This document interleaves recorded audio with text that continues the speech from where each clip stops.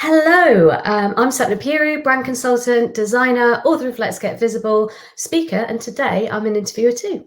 I'm delighted to introduce Melitta Campbell.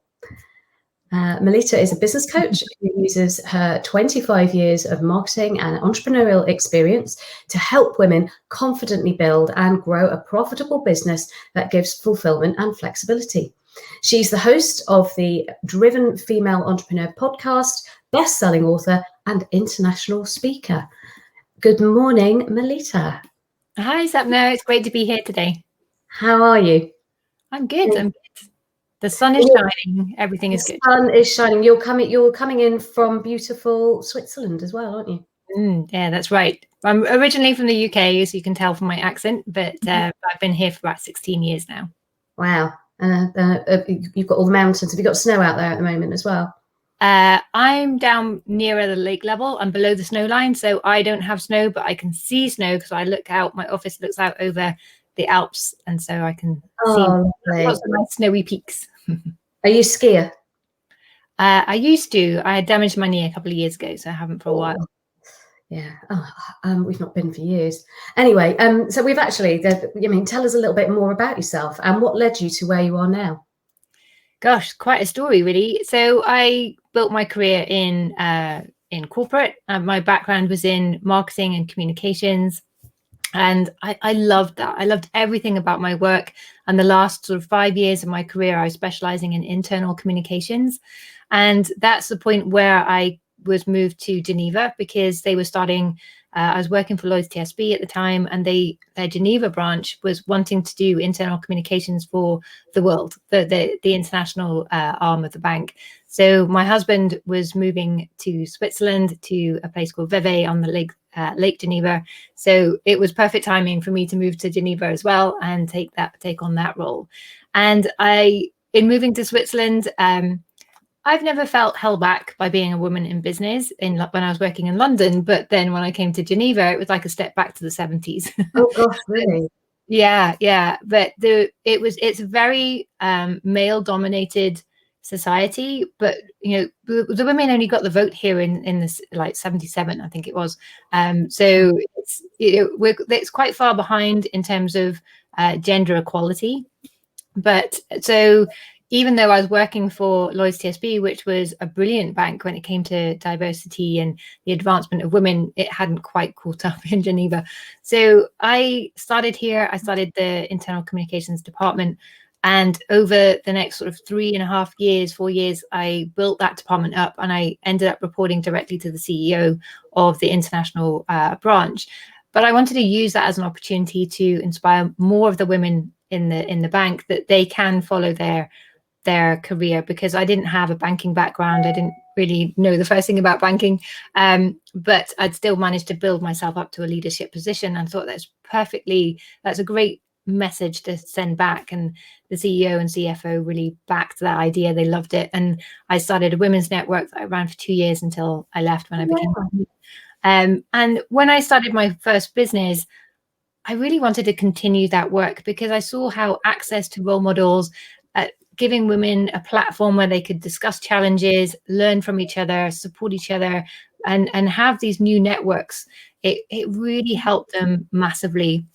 And what I learned from that as well was that when I asked, because my network was open to men as well, that was important to me, because I didn't think you could fight exclusivity with exclusivity. I think men have to be part of that conversation.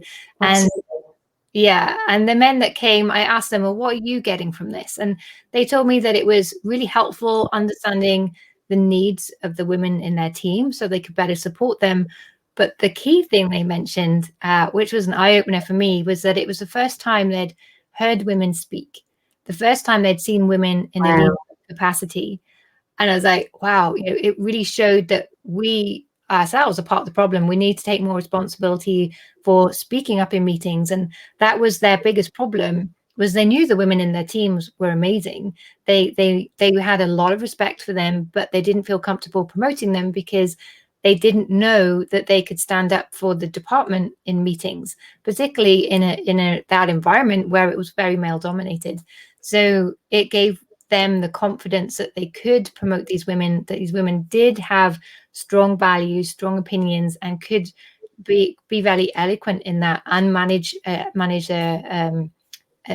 sort of situation, a discussion. And so we started to see a lot more women promoted within the bank, and that was great. And that's really what I wanted to do, as I say, when I started my own business. Unfortunately, flexible working isn't a thing in Switzerland still. It's quite far behind with that. There's not much part-time work that matched my profile, at least. So I started my own business as a communication consultant, which was great, and I could do it flexibly around my family, but it was missing that purpose, that what work I'd started with the Women's Network that I really wanted to continue. It didn't have anything to do with that. I was helping male leaders of Fortune 500 companies and within the UN to communicate, to have better internal communications, to work on their speech writing skills, or this kind of thing, which was great, but it wasn't really something you're really passionate about. Yeah, exactly. So it ticked the box in terms of income. I mean, they paid very generously, which was nice, and I had more clients than I could handle. But it wasn't fulfilling, and it wasn't really helping me grow. It wasn't helping me. It wasn't really aligned with the vision I had for my future. So I decided it was time to make a change, and that's when I looked around me, because I was doing a lot of networking. Networking as a introvert was always something I avoided at all cost. But in Switzerland, everything is done through networks, so I had to master that skill. And as I did, I found myself having a lot of conversations with women who had started a business, but they lacked the marketing skills, the sales skills. They were undervaluing themselves. They weren't pricing themselves with confidence. They weren't able to communicate their value. And they very often weren't entirely sure who even their ideal clients were and how to create a package or an offer that was really going to attract those right people in, and that they could deliver profitably. So they had incredible expertise and a real passion for helping others, and they got amazing results for their clients. They just were missing a bit of the business context to make that really work for them. So I was like, okay, this is an opportunity to bring all of my previous experience together with where I do feel my passions are aligned, and what I do feel motivated and energized by. So I pivoted my business to become a business coach for women, and that's where I am today. Amazing. And how long ago was that then? So I started my business 13 years ago, and I made that shift 7 years ago. It was between 6 and 7. The two businesses overlapped for a while. The first couple of years of that, I was working under the umbrella of another company.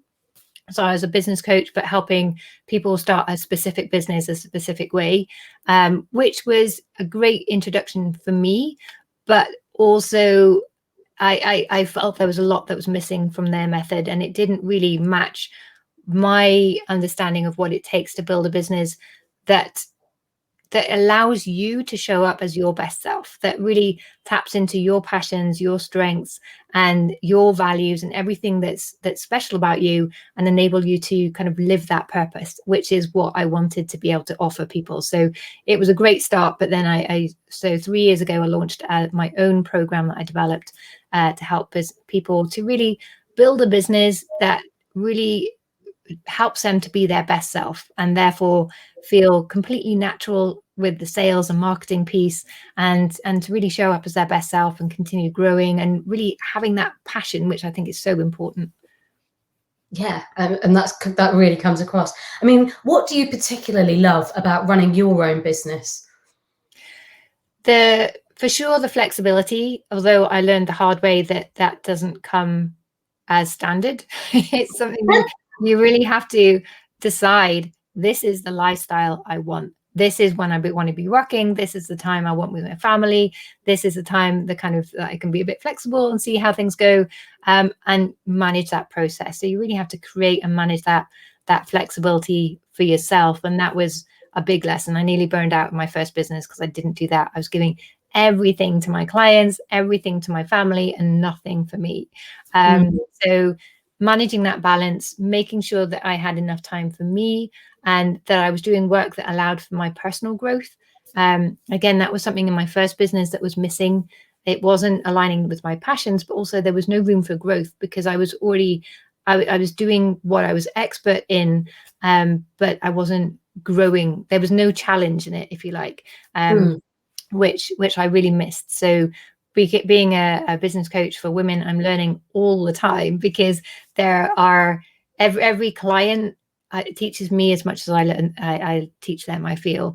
And I'm always learning what works, what doesn't work. Through the podcast, I'm always learning from other women about what they've learned about what success takes, and learning their how they manage their time and productivity, which is different for everybody. And all of these insights are just really helping me to learn and grow and really refine all of the advice I'm then able to share back with my clients.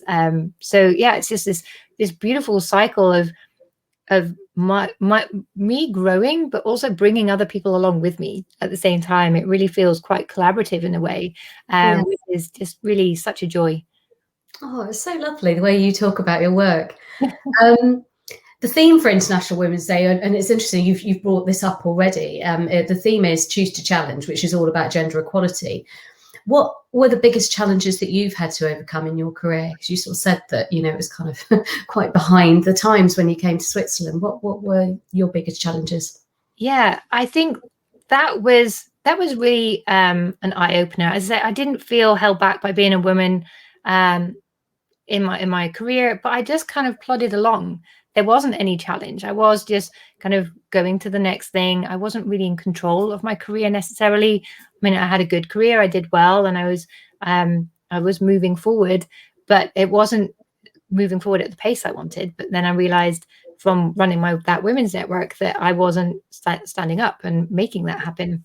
When I came to Geneva, however, it was funny enough, when I started to learn networking skills, part of that, you have to get over this idea, or I had to at least, that didn't have anything valuable to share.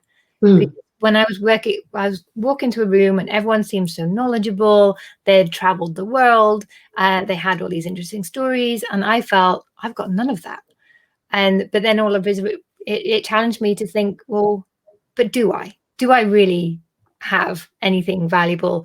And I did, actually, and I was working in internal communications, which was a new area of communication for Switzerland. But it was still, well, it still is very niche in terms of expertise. So I had really interesting perspectives there to bring.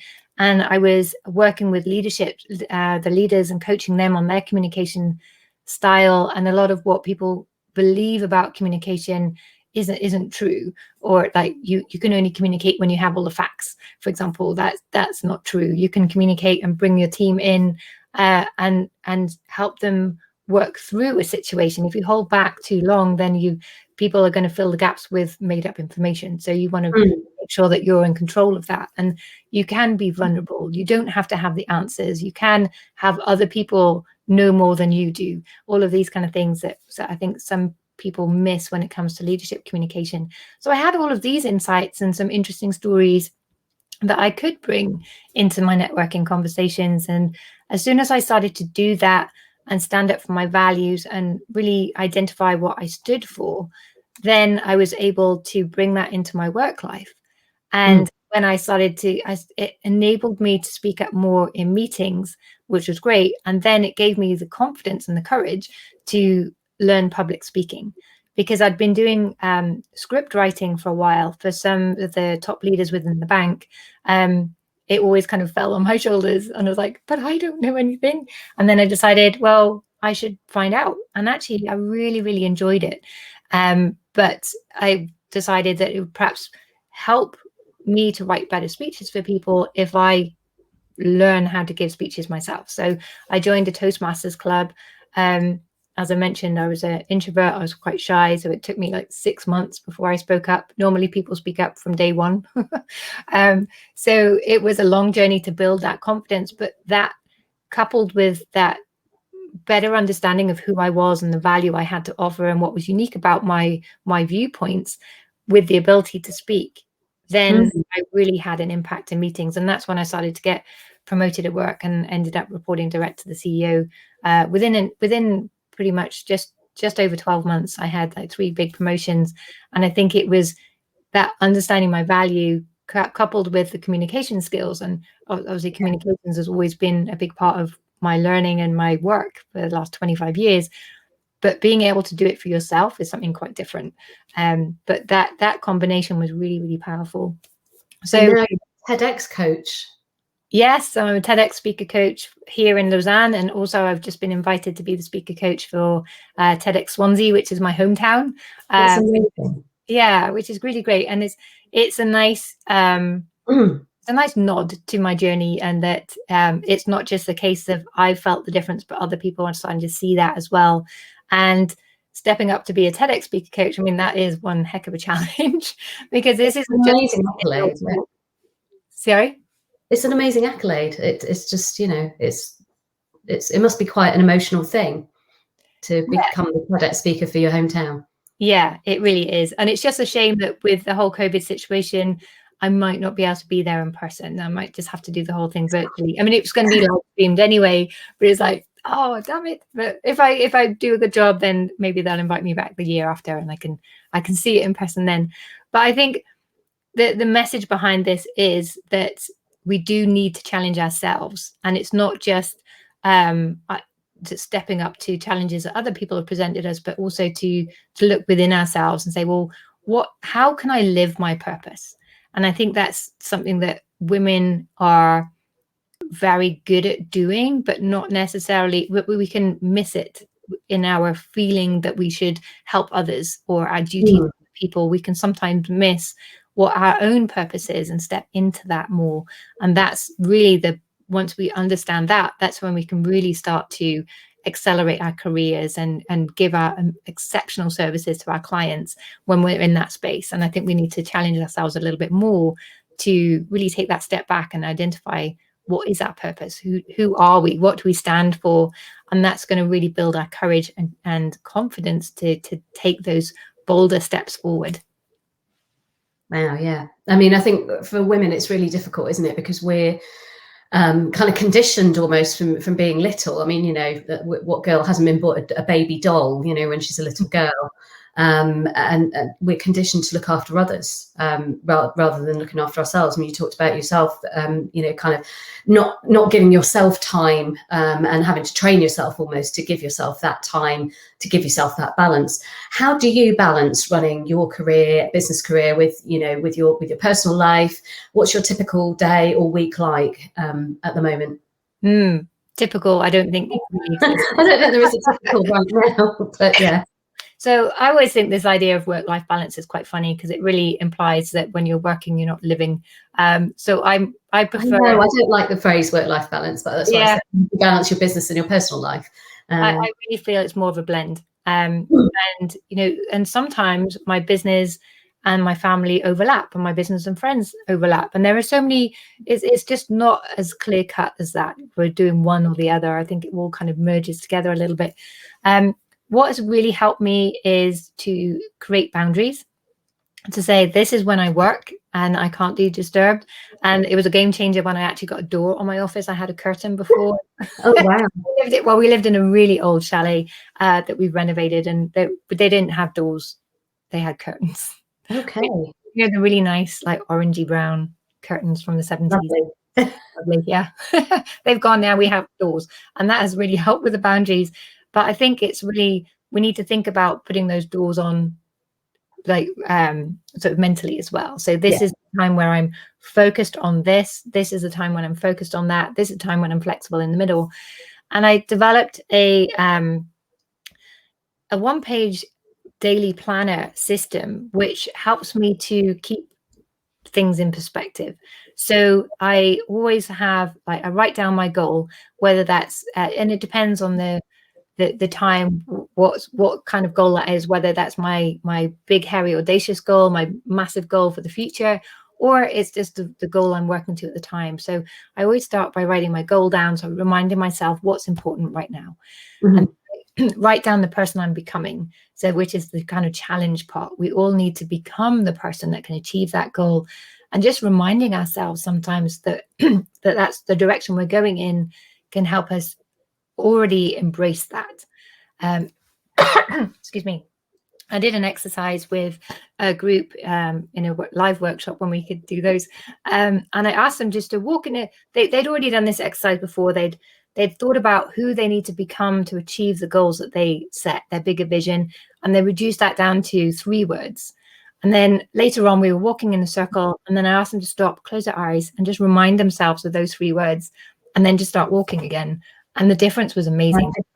Stood up straight, their shoulders were back, they were smiling, they were talking to people, they had eye contact. It was really different. And which shows you the person you need to become, you can already start embracing that.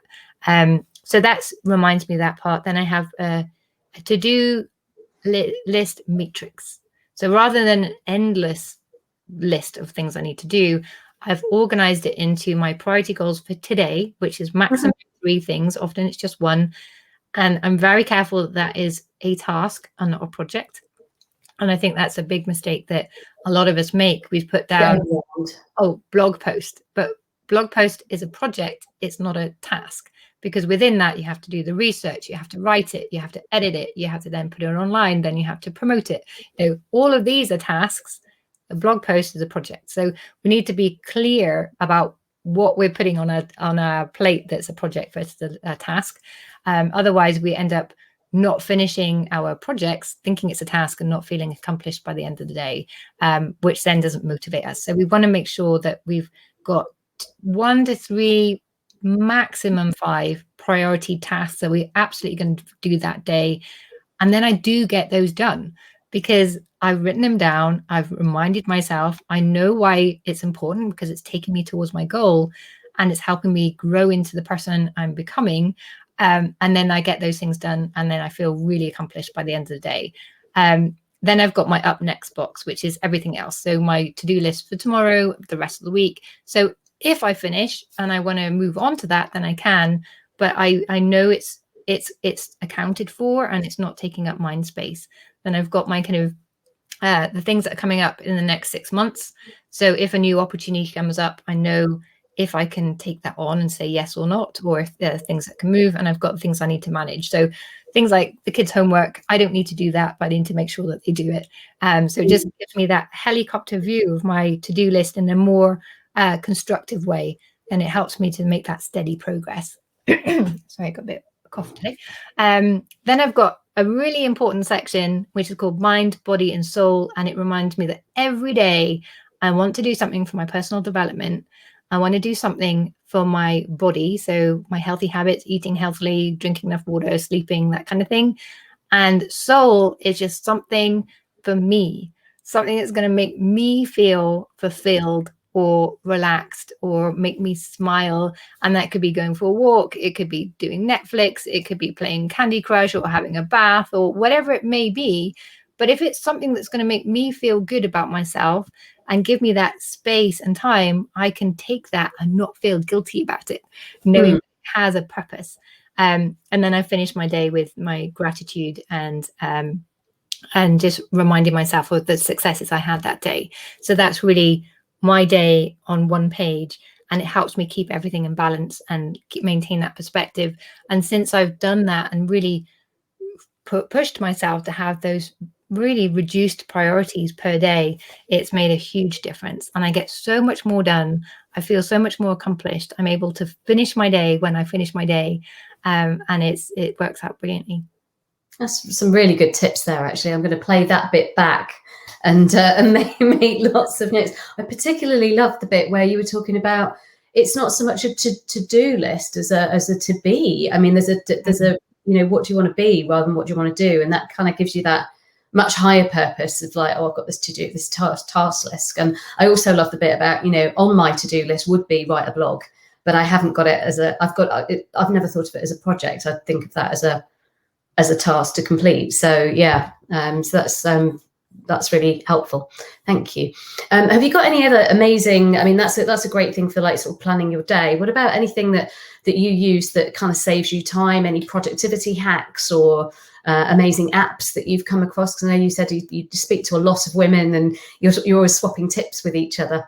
Well, we talk about productivity and managing your time a lot on the show. And I've created a sort of mini course all about my best tips for productivity, and that one sheet and a video on how to use it is in there as a bonus. But there's so many little tips. But I think understanding what motivates you and being actually, I think the biggest tip when it comes to being productive is to be kindful. And this is a term that I learned from a friend of mine, Linda Heffernan, and it's to remind yourself that you are human, you will mess up, you will make mistakes, and to be kindful to yourself in those times, and to acknowledge, okay, well, what can I learn from that? What's the lesson here? How can I take that? So you take the lesson forward and you leave the guilt and leave any bad feeling behind, because that's irrelevant. The important thing is the information and the learning you take from that you move forward. And once you're kindful to yourself in all situations, it's amazing how much more you get done, because you're not spending a lot of time beating yourself up about pointless things. And we all have this negative self-talk, but when you start to challenge that, coming back to the challenge, is like, okay, well, why is this coming up for me? What's this telling me? And then you can ask, instead of your inner critic putting you down, turn it into a cheerleader. Ask it, well, what can I do about this? So maybe you're always telling yourself, oh, you're so rubbish at presentations, no one ever listens to you. Like, okay, well, yeah, maybe you're right, but what can I do about that? And then, well, you could learn the skills, you could get some more practice, you can ask for some feedback, you can and start looking at what you could do and say, great, well, this is my action list, this is what I'm going to take forward. I need you to be on my corner now and help me do this. And you can turn that inner voice into an inner cheerleader with these simple steps. But that starts with this idea of being kindful to yourself, to kind of look for the ways to make you move forward and recognizing that we are humans. Well, we're more than humans, we're women. We always have a lot of things on our plate. And I think on that point, it's worth mentioning overwhelm, because I know a lot of people, particularly with COVID, have become overwhelmed. And overwhelm doesn't come from having too much to do. We always have too much to do. Overwhelm comes from not knowing what to do next, which is where your priority list can really help, and also giving yourself the energy to move forward. And there's some great research that by Dr. Nick Hall, and he says, there's no such thing as too much stress. Stress can be incredibly good for us. It forms our character. You work in graphics and design, you will know you sometimes do your best work when there's a deadline. Oh, absolutely. Yeah. This kind of pressure can really show grow as well, actually. Stress. Yeah, it can show us what we're really capable of. So stress can be really good. The problem comes when there's not enough counter stress. So when these moments of stress and pressure aren't counteracted with something completely different, time to switch off and relax in equal measure, and which is where that mind, body, soul part of my to-do list comes in, to make sure that I have that mind space and energy to bring to my work and handle that pressure, because I do have that time off, and making sure that if I have had a stressful day, that the temptation is to just keep going, but instead to not do that and know, okay, I'm going to handle that much better tomorrow if I've had an evening off and a good rest. So to really keep that in balance. Wow, yeah. Giving ourselves time is probably one of the things that, again, it's really difficult to prioritize, but it's so important. Yeah, and one thing that really help with that, which women, again, another thing we find really difficult, is asking for help. Yeah, well, I learned that one fairly early, actually, with my relationship. I have to say, when I started, well, when we first had children, so my eldest is 10 now, and we made the decision that I was going to be the stay-at-home mum, and my husband was going to do all the work, and that continued. I kind of went back to work when he was 11 months old, and then we had a second one.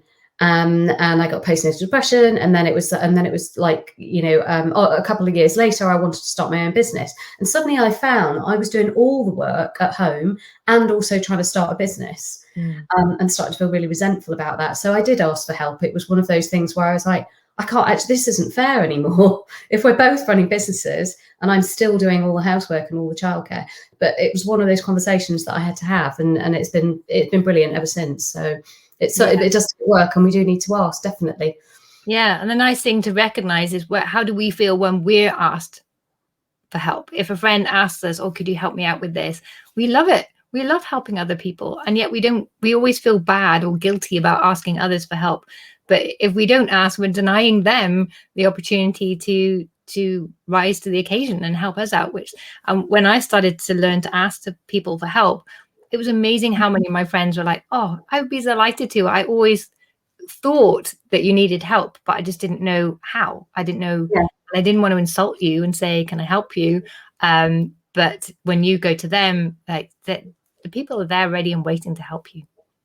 Yeah, and it's probably quite nice as well for them to know that they can help you. That we're not all super women all the time. Yeah. And we can't do it all. I've always said, well, certainly before COVID, like my children been sort of raised by a village. I've got quite a network of friends, and we all help each other out. But we can't really do that right now. Yeah. And I think that idea of asking for help doesn't just apply to productivity. It applies to our personal growth as well, and finding mentors, reaching out to other people who we see are doing well, and finding out, well, what are you doing? What can I learn from you?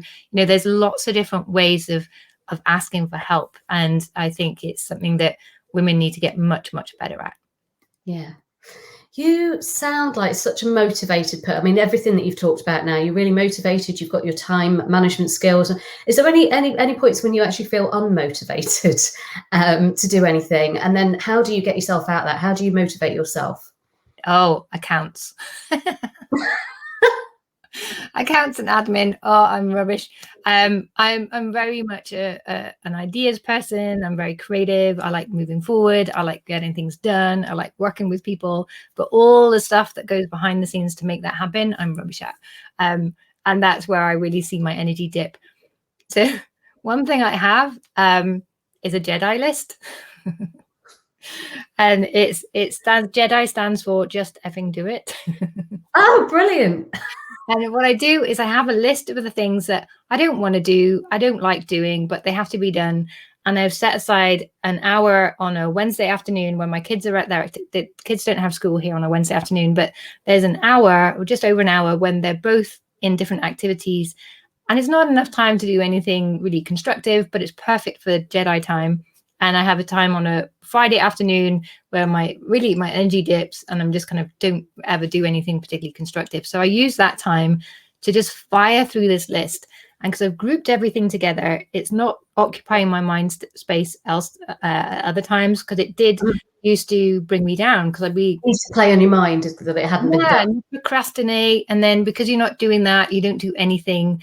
So having it all grouped together, I'm just in that mindset. I just have to take a deep breath, fire through this, get it done, and then I'm done. And that's helped massively for those tasks that I just don't want to do.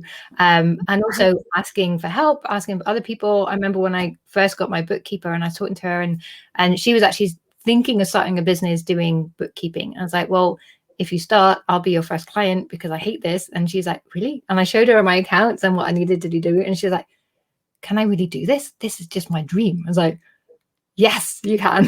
Enjoy it. Yeah. Yeah, and she does my entire year's accounts in like 3 hours, and it would take me probably 3 weeks of procrastination and still not have it done. So, you can be so much more efficient when you outsource and ask for help. And I was going to say, I thought Jedi was going to stand for just effing delegate it, rather than do it.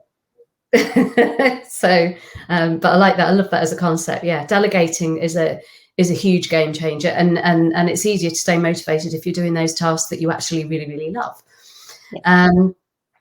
You've got this amazing business. I look at your business and I just think, oh, you're really successful. Really great at what you do.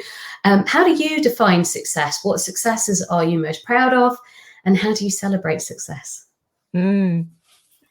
So success to me is having that balance, is having it's not about making 8 figures or anything like that. It's about being able to have the time with my kids that I want, and to be able to do things with them without having to think, oh, can I really afford this right now? Is this something that we can do? And it's just the little things, really. I think that really makes the difference for me. And it's, I mean, forever since I started my business, doing work that's fulfilling. And I had a lady called Dr. Josephine Gross, and she's got some really interesting research about a thing called sacred commerce. And there's a whole story behind it, but the essence is that women started trade in Egypt in the ancient days. It was seen as a way of bringing peace, but we had these female priestesses who were looking after trade and commerce, and they would raise their resonance and really tune into their values and their vision and all of this to raise their frequency, and then they would go out into the marketplace and help make sure that everybody was living their purpose through their trade. And when everyone was in full alignment, then everything worked, and no one was comparing, no one was jealous. Everyone knew that they were fulfilling their purpose. And I think having had the challenge of going down different wrong paths and trying different things and realizing what really works for me and what really does fulfill me, I really feel that now I am living that purpose. And so I think that's part of success as well, just loving what you do, having the balance and the lifestyle as you want it, and having that freedom of choice. My dad always said when I was younger, and I think it's a great piece of advice, whatever you do, always make sure it results in choice. And I really feel that now I have so many choices. Sometimes I'm like, wow, I could really go down this route or that route. And now I'm kind of thinking, why even choose? I can do, if I outsource the stuff that isn't my expertise, I have all this space to do more of what I do love. So I think having those choices is part of what success means to me too. Any ways that you celebrate success? Any particular? Oh, champagne. Oh, that's the best way. Absolutely. So I find you immensely inspirational. Who inspires you in business? Oh, everybody. Really, I hate having this question because I can't really put my finger on one person, but every encounter I have, there's always something that inspires me or challenges me or anything like that. So I just like to see inspiration everywhere. And that's part of what I think personal growth is going out and experiencing the world and picking out these lessons and what can you learn from someone doing something completely different, that you can bring it into your business or your life in some way. So yeah, everything. Well, I guess you get to meet lots of very inspirational women doing what you do. So yeah, absolutely. So it's the best part. And the last question before we go into a little fun quickfire round is, what's the best advice you would give your 25-year-old self? Oh, cast yourself 5 years back. Yeah, I think it would definitely be and it's a lesson that I'm still learning, really, is to be you, that you are enough, and to trust that everything is going to work out. You've got this, you have the skills. And I think that's something that I see a lot of my clients when we start working together miss, is that they are already enough. They already have everything they need. It's just building the skills, building the framework to help them succeed, and helping them to kind of adapt that framework to whatever success means to them. But they already have everything they need. And I think I'd go back and definitely tell my 25-year-old self that, because I think in your 20s, you're all over the place a little bit trying to figure out, who am I?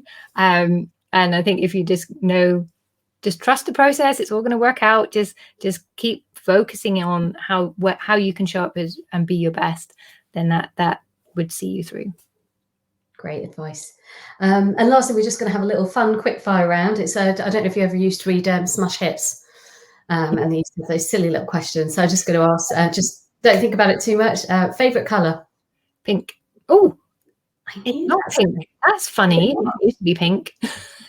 Oh, what is it now? I've got pink in the background for my logo. Maybe that's why it came out with pink. It's blue. Oh, okay. Which is the opposite. Favorite item of clothing? Oh, I don't know if there's one in particular, but I love shirts like this where the buttons are sewn up so they don't gape. Lovely. Top destination after lockdown, or when we can travel again? Japan. Oh my gosh, I've always wanted to go to Tokyo. Mm. Always. Let's go on a karaoke weekend sometime later. Oh, and another great thing about my podcast is that I interviewed a lady who's an event specialist based in Japan, and she's like, when you come, I'm gonna work out your itinerary. It's like, yay. So there's another side benefit to networking and meeting inspirational people, is you just never know what information they have that can help you, even in planning your holidays. Fantastic. Last book read? Your book. Oh, I actually have it just here. Da, da, da. Little plug. Oh, I've got one as well. It's one I made earlier. Thank you very much. Yeah, so that's thrown me a little bit. Spirit animal. Favorite animal? Horses. No, spirit animal. Oh, who's your spirit animal. Oh, I don't know. If you were an animal.